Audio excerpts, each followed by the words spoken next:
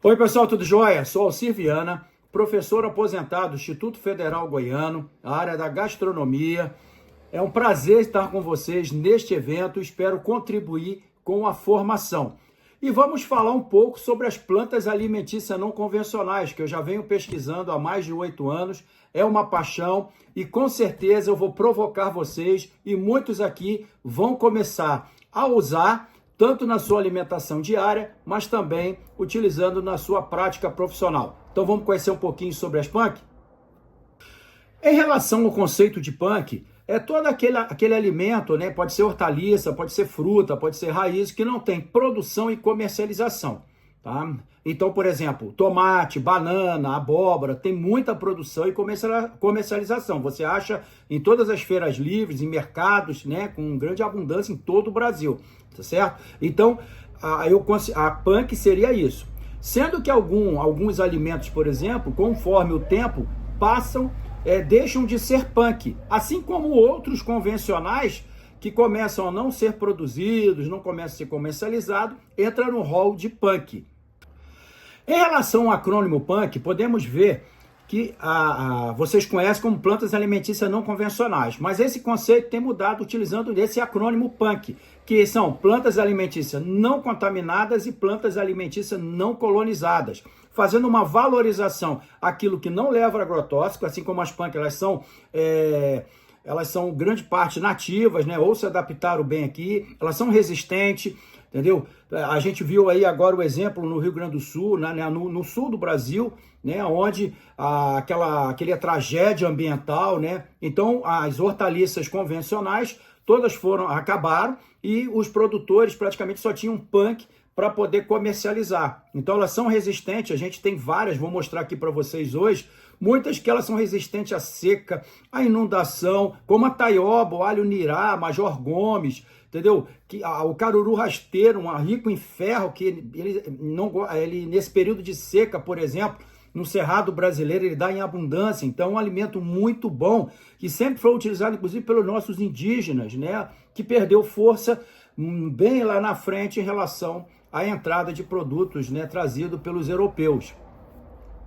E além de não contaminados, né, que não levam agrotóxico, também temos aquelas que não colonizadas, né, plantas alimentícias não colonizadas, que não foram trazidas pelos colonizadores, fazendo uma valorização de produtos da África, né, e de todo o continente americano. Tá? Não precisa de um radicalismo, eu acho que você pode usar, o alimento foi distribuído pelo mundo, eu acho que é para todos, entendeu? Mas essa valorização de alimentos, tá, principalmente brasileiro, é o que a gente vai fazer uma gastronomia mais forte. E o que é punk numa determinada região e outra pode não ser. Por exemplo, aqui a vinagreira, né, no Maranhão, também conhecida como, né, o cuchá, que é muito usado na sua gastronomia, né, o arroz de cuchá, o bate-puru. Então, é uma hortaliça que lá você acha em todas as feiras, mercados, né? Então ela é muito produzida e comercializada. Diferente no Rio de Janeiro, no Rio Grande do Sul, que você não vê. Tá? Você pode ver algumas pequenas propriedades, alguma coisa, mas você não vê vendendo, tá? Pode ser uma vez ou outra algum produtor que acaba levando, tal, mas você não vê isso de forma regular, né? Em todos os locais. Então, por exemplo, o jambu, no Pará, se você for lá, é muito produzido e comercializado. Está nos seus pratos de tacacá, pato no tucupi, né? Mas o jambu você encontra em todo o Brasil, mas você não utiliza nos seus pratos, né, regionais, a não ser no Pará, o Maranhão também utiliza, assim como alguns estados do norte. Então, no norte acaba sendo uma hortaliça bem forte, principalmente no estado do Pará. Gente, a punk, as pessoas acham que punk é soberania alimentar, é comida para quem está com dificuldade, não tem nada disso.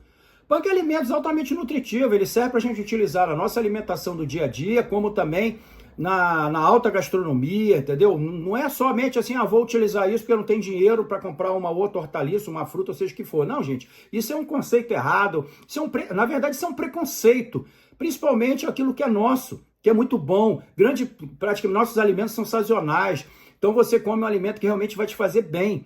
Então, ele serve tanto para o dia a dia, mas também para você usar numa gastronomia comercial, né, numa alta gastronomia. Mas assim, para que o profissional da gastronomia precisa entender esse negócio de punch? Gente, muito simples. A gente precisa aumentar o leque, né, o repertório, né, ter uma bagagem maior de conhecimentos da área da gastronomia. Não é somente conhecer técnica francesa, italiana, né, ingredientes que são trazidos. Não, a gente precisa entender um pouquinho do que existe no nosso país, né, nosso Brasil, na sua região principalmente. O que eu tenho de alimentos que eu posso inserir na minha gastronomia? Então isso é muito importante se a gente pensa em fazer uma cozinha brasileira forte. Porque enquanto a gente utilizar uma técnica indígena, maravilha, né, ou uma técnica africana, ou aquela trazida pelo português, mas com todos os ingredientes de fora, eu não faço uma cozinha brasileira forte, tá? Então isso é muito importante, a gente fazer essa valorização de ingrediente regional. Então, para que aprender? Simples, tá? Para você saber fazer um bom cardápio, de acordo com a filosofia, o conceito do restaurante, atendendo a diferentes filosofias alimentares. Então é um leque de oportunidades que você pode trazer, mudar, é sempre aquela mesma coisa, os mesmos ingredientes. Tem tanto ingredientes aromáticos que eu posso utilizar, tantas frutas diferentes que eu posso trazer uma experiência sensorial, né, para o meu cliente, né, para a minha família. Então é tanta coisa boa no nosso Brasil. Então você, profissional da gastronomia, é importante que você comece a conhecer outras hortaliças, outras frutas, outras raízes. Você conhece o mangarito? É a única batata brasileira, conhecida como trufa brasileira. Daqui a pouco eu vou mostrar um prato que eu fiz. É sensacional, muito saboroso, muito nutritivo, muito mais que a batata inglesa. Tá? Muito melhor em relação a sabor, a textura, a aroma, tá? Em aspectos nutricionais também. Então, por isso que você é profissional da gastronomia, é importante que você tenha conhecimento desses alimentos regionais, principalmente aonde você está. E isso que eu estou afirmando é uma tendência mundial de valorização de ingrediente regional. Então você está lá no país da Ásia, você está na Oceania, você está aqui na América do Sul, em geral. Cara, olha o exemplo Peru, tá? Considerado uma das melhores gastronomias do mundo, a melhor da América Latina. Por quê? Por causa dessa valorização de ingrediente local. Fazem uso também de alimentos que vieram do espanhol, né, europeu de modo geral? Sim, eles apoderaram de técnicas da cozinha francesa, asiática e fazem preparos espetaculares, tá, valorizando o seu ingrediente, o que traz uma experiência sensorial, traz história, traz cultura, isso acaba sendo valorizado. Isso, gente, é turismo, é economia, né? Isso é melhora das condições sociais, tem tanta coisa que melhora a partir de uma gastronomia, né, de valorização regional. Mas será que vale a pena todo esse esforço em relação às punks? Tá? Será que elas são nutritivas, saborosas? Gente, com certeza, e vou mostrar para vocês agora. Olha só aqui a beldroega. Gente, ela pega fácil, ela lastra no quintal, num vaso, você pode produzir ela num vaso na sua sacada, na sua cozinha, tá? Não, é muito fácil. Gente, olha só, rica em vitaminas, minerais, rica em ômega 3, ômega 6, aquilo que você vai achar lá no salmão, tá? Antioxidante, tá? Acaba, inclusive, prevenindo, né, a questão do envelhecimento precoce. Então, é uma hortaliça sensacional. E que em Portugal você paga uma sopa caríssima com ela, que é a sopa de beldroega. Então, essa é a primeira que eu estou passando. Vamos lá ver mais uma agora. Essa aqui, com certeza, você já viu no seu quintal, o caruru. Tá? Rica em ferro, tem estudos mostrando que o peso dela seco em relação à carne bovina tem muito mais ferro, tá? Rica em cálcio e outros minerais, anti-inflamatório, antioxidante. Então, excelente. Foi muito utilizado, era muito utilizado pelos nossos indígenas, tá? Lá faziam uma mistura, inclusive depois quando veio o caruru baiano, né, deu uma entrada no quiabo no lugar da folha do grado caruru, né, que é o bredo, conhecido como bredo também. Tá? Então, é uma planta que realmente eu faço uso diário, principalmente no período de julho até outubro, meu quintal enche. Então, praticamente eu uso todos os dias o caruru, né? Aí, quando começa a chuva, vai vir a vinagreira. Aí, assim, cada mês, cada trimestre, você tem uma hortaliça para você fazer uso, né? A Ora Pronobis dá o ano inteiro, o Major Gomes dá o ano inteiro, mas tem algumas que são bem sazonais. Tá? Não adianta você contra a natureza, que isso é muito bom do nosso organismo também, tá? Vamos continuar então nessa viagem aí pelas punks. A Ora Pronobis, por exemplo, daqui a pouco ela vai deixar de ser punk, porque ela já está começando a ser bastante comercializada, tá? E quando você começa a ter comércio, ter procura, ter demanda, você tem produção. Então, ela vai ser uma das hortaliças que daqui a pouco vai deixar de ser uma planta alimentícia não convencional. Rica em ferro, rica em proteína e diversos outros minerais e vitaminas. O picão branco, conhecido também como guasca, porque tem um picão verdadeiro, falso, tem um picão preto, que é muito usado como chá na medicina natural, né? Mas olha, é um tempero sensacional, muito usado no Peru, na Colômbia, né? Lá na Colômbia faz um delicioso arriaco, utilizando as folhas dela fresca. Mas quando você desidrata ela, só você arrancar o maço, deixar pendurada no sol, em 3 dias ela tá sequinha, o sabor inteiro, você coloca pouco, porque ela realmente rouba o sabor e fica sensacional para você fazer num risoto, num molho, num creme, tá? Fica muito boa. Tem aí um preparo, você lá no Peru, na Colômbia, você acha sacos vendendo desidratado, tá? O que aqui pode ser mais uma fonte. Gente, quando a gente fala da punk, a questão econômica e social, é exatamente esse aspecto de você dar a condição do pequeno produtor melhorar, né, na sua questão econômica com outros preparos, outros ingredientes, né? Então aquilo que seria para ele uma praga, um mato, não, a partir de agora é uma fonte de renda. E aonde ele não precisa usar agrotóxico, nada disso. Então você vai receber um produto saboroso, mais nutritivo, né, sem risco de agrotóxico, tá? Excelente e uma nova experiência gastronômica.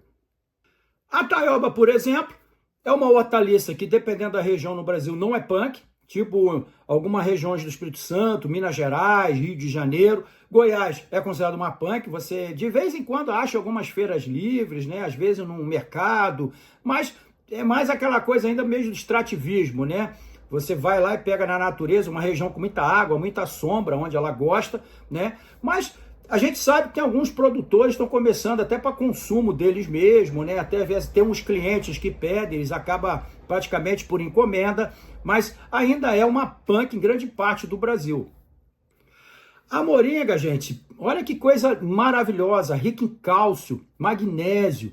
Então ela é muito nutritiva. A Anvisa ainda só pediu ainda para termos cuidado, porque ainda está esperando mais estudo para ver a questão da quantidade, o que eu posso consumir para não ter risco ao ser humano. Mas é uma planta aí que veio para ficar, já tem os estudos, os aspectos nutricionais, que com certeza vai fazer muito sucesso aqui no Brasil. Espero que vocês conheçam a bertalha, né? A minha avó só fazia sopa com bertalha. Então, a bertalha, né? No Rio de Janeiro, você compra bertalha nas feiras. Então, é muito vendida. Então, ela lá já não é uma punk, né? Mas em outras regiões, a bertalha roxa, né? Você tem são várias, tem 2 tipos de bertalha, outras também, que eu não tive acesso. Essas duas mais, principalmente a roxa, né? E a outra verdinha, né? Então, ela é muito saborosa e nutritiva. Tá? Então é uma planta que realmente vale a pena você ter na sua alimentação. Dá para fazer massa artesanal, dá para fazer refogadinha, né? Ou mesmo na sopa, assim como minha avó fazia, tá bom? E também temos excelentes temperos, gente. Nós temos a pimenta jaborandi, que é conhecida também como pimenta rabo de macaco. Você encontra quase todo o Brasil. Ela é bem aromática, afrodisíaca, né? Também tem minerais, tem vitamina, ela dá um sabor especial à comida. Então, assim, vale a pena também fazer uso desses temperos diferentes. Também faz uma diferença muito grande, né, nessa experiência sensorial. A capuchinha, sua semente, ela tem uma picância, também tem um aroma, serve como um tempero especial.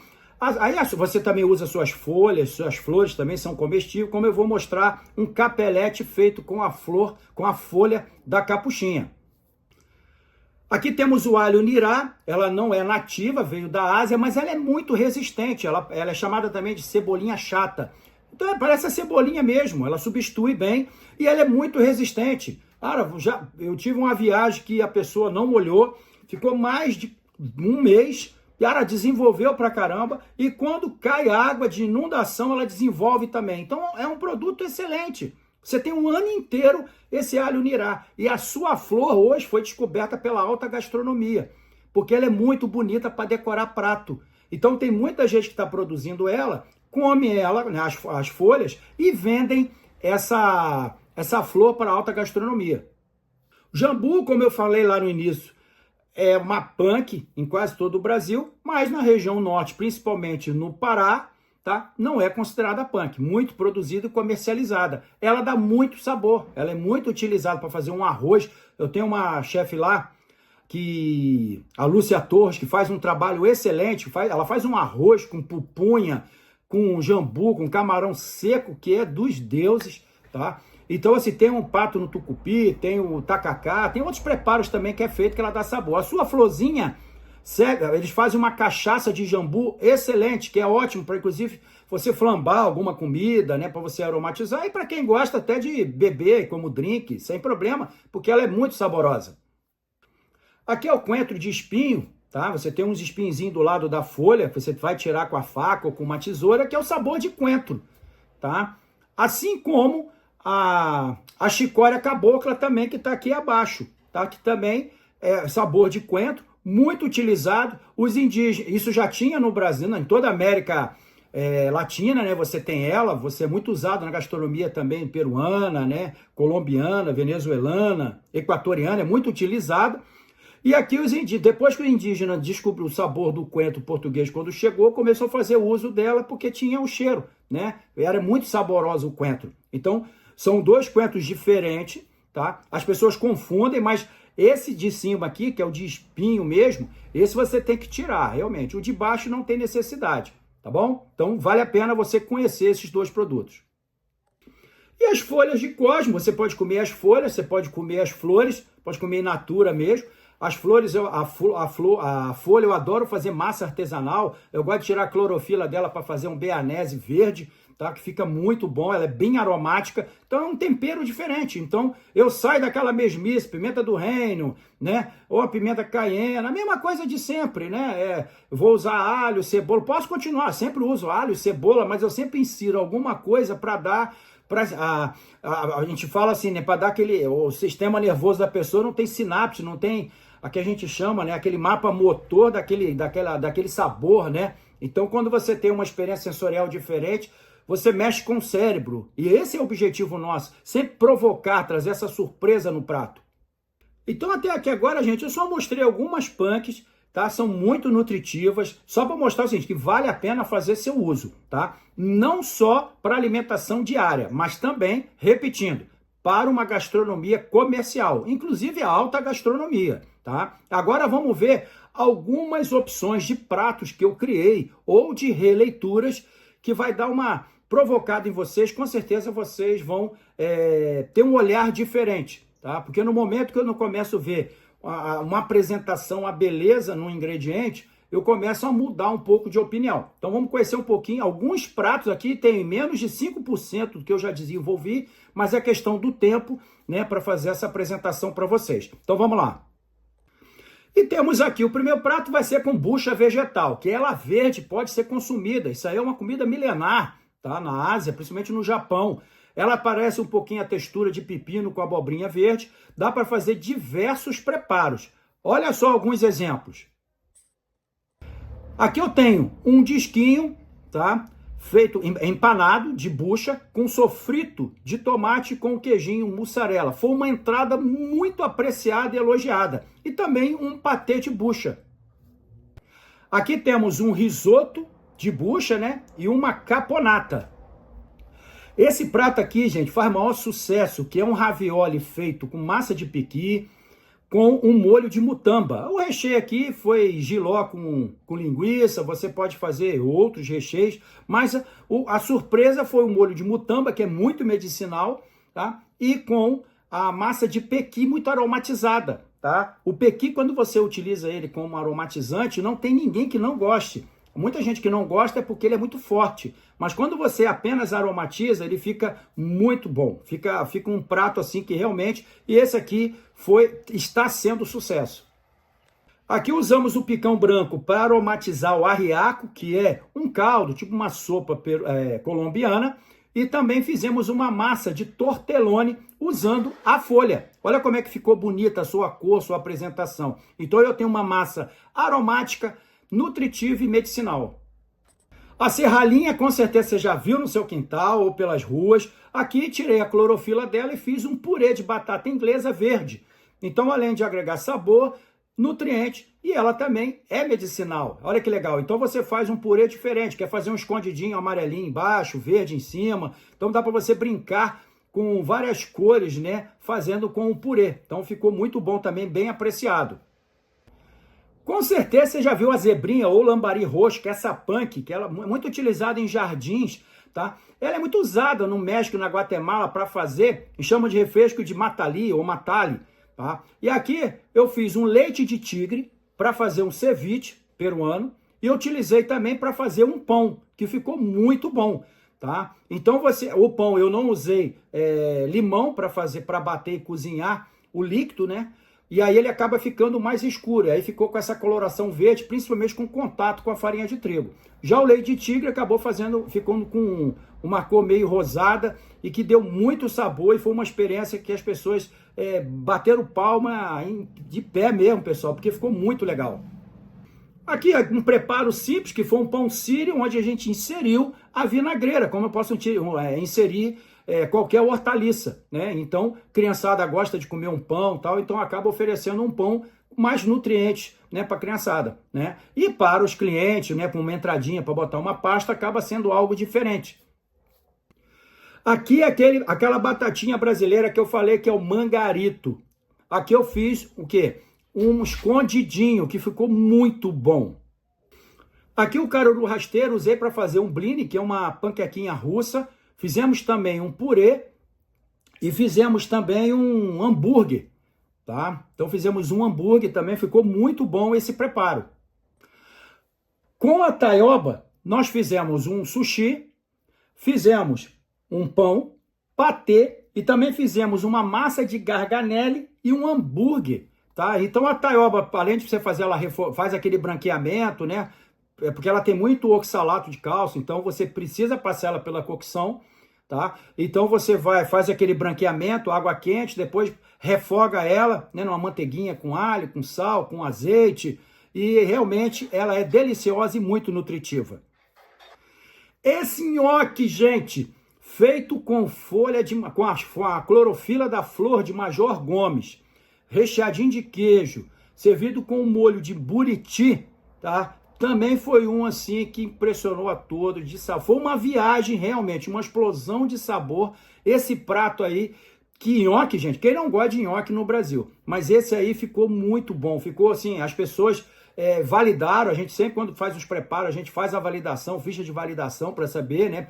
As pessoas fazem análise, tudo certinho, e realmente ele ficou excepcional.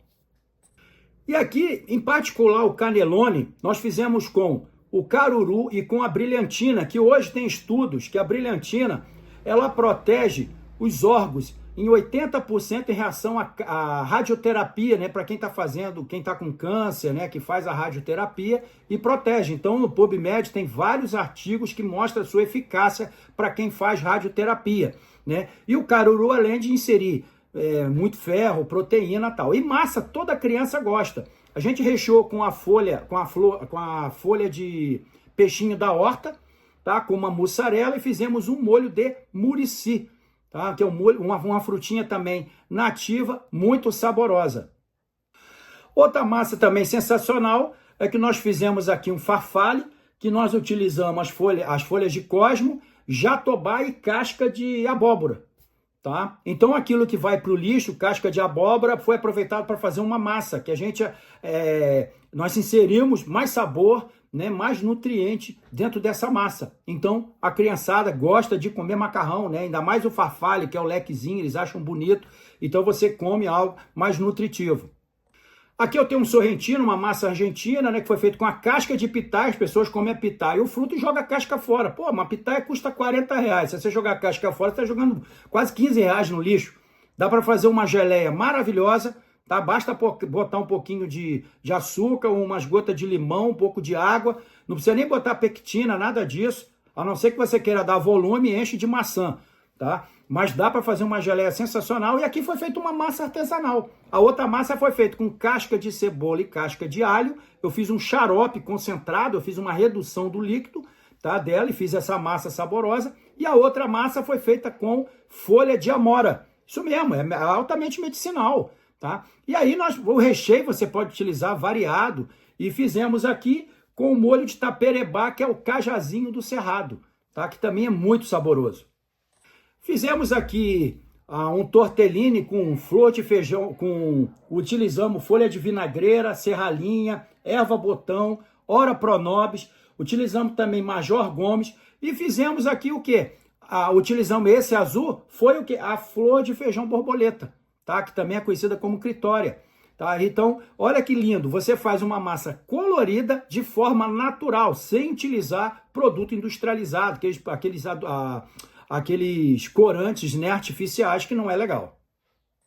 Aqui uma panqueca feita com ora pronobis e castanha de baru, que é do Cerrado brasileiro, mas você pode usar uma castanha aí da sua região, aí no Pará, por exemplo, no Paraná, né, na região do sul, a questão, poxa, do pinhão. Então você pode fazer o uso para fazer essa panqueca, você faz uma trazendo o sabor regional, esse terroir, né? Então legal. Aqui fizemos um recheio de arri, né, com palmito, e fizemos um molho de gorgonzola, que também é um prato que faz muito sucesso. Essa lasanha também, gente, ela é excelente, faz maior sucesso, não precisa nem botar carne. Só as massas feitas com espinafre amazônico, feita com casca de beterraba, casca de cenoura, aquilo que vai para o lixo, acaba agregando dinheiro, você não tem prejuízo. E casca tem sabor, tem nutriente, pessoal. Não tem que jogar isso fora, não. E aí botamos um molho de arri do chefe, um molho que eu criei, que é muito saboroso também, tudo de forma natural. Aí coloca uma queijo mussarela, um queijo de sua preferência que derrete. Ficou uma lasanha também muito boa, utilizando 3 punk. Lá atrás eu falei da capuchinha, a semente, que é um ótimo tempero. Aqui eu estou falando da folha, agora nós fizemos esse capelete aqui, que ficou sensacional, utilizando um molho do cajuzinho do Cerrado, que para mim é um caju maravilhoso, muito saboroso, ótimo para quem é vegano, para fazer carne, né, para fazer estrogonofe, para fazer macarrão de comitiva, dá para fazer substituindo a carne esse cajuzinho do Cerrado, ele é muito bom. Aqui fiz uma massa de tortellini, mas o que vale aqui é o creme de araticum, tá?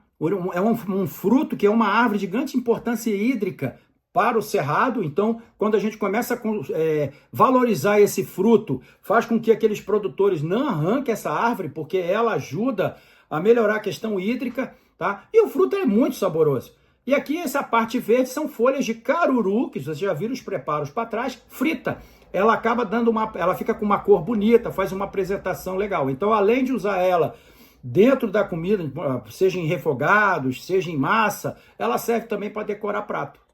Vocês já conhecem o genipapo, né? Nem que seja em licor ou com doce, mas ele verde dá para fazer massa, bolo, pães, macarrão azul. Então fica muito bonito. Fizemos um parpadelle aí, servindo foi um molho de caqui do Cerrado, né? E fizemos um ovozinho molê, então um prato simples, barato, mas acabou. Esse prato aí custou, nós fizemos a conta, ficou 80 centavos, não deu nem R$1, tá? Então ficou muito barato. Agora seria mais ou menos, ele foi feito tem 2 anos, então ele agora seria aí 1,20 por aí. Então o prato ficou muito bom, tá? O genipapo peguei na natureza, tá? A farinha de trigo ali você vai fazer com 100 gramas de farinha de trigo, você faz uma porção para uma pessoa, então seria aí base de... Isso eu estou falando farinha de trigo comum mesmo, barata, tá? Estou usando nada sofisticado, farinha 000, nada disso, tipo 1, daquela básica mesmo que dá para todo mundo comprar e fazer.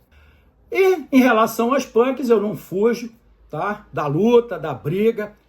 Participei de um concurso de gastronomia punk, tá? Que era tudo, a ingrediente principal tinha que ser punks. Aqui eu montei esse prato que se chama Aquarela do Cerrado, até quando? Que é uma forma de provocar pelo que vem acontecendo no Cerrado, todo o desmatamento, a destruição, num dos principais biomas do Brasil, responsável pela água das principais bacias hidrográficas. Então, eu queria provocar dentro do evento, tá? E utilizei 15 punks, tá? Bem harmonizados, para não ter conflito de sabor, para não ter muita informação, e esse aí foi interessante, acabou os jurados gostando bastante nesse sentido. E aí foi um prato que foi vencedor, né? Foi no mês passado, em São Paulo, região ali perto de Marília. Então foi excelente, foi uma experiência.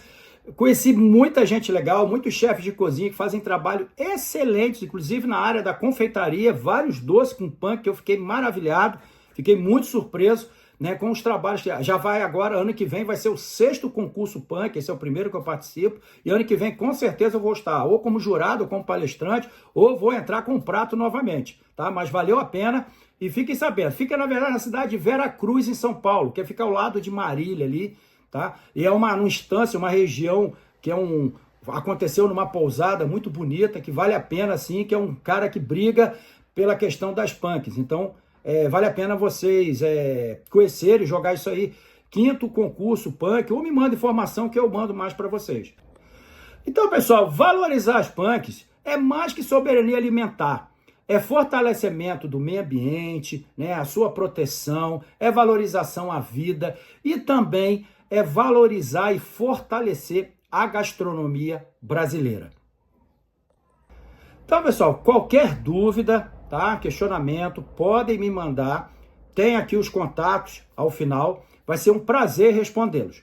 Um grande abraço, muito obrigado e um excelente evento a todos vocês.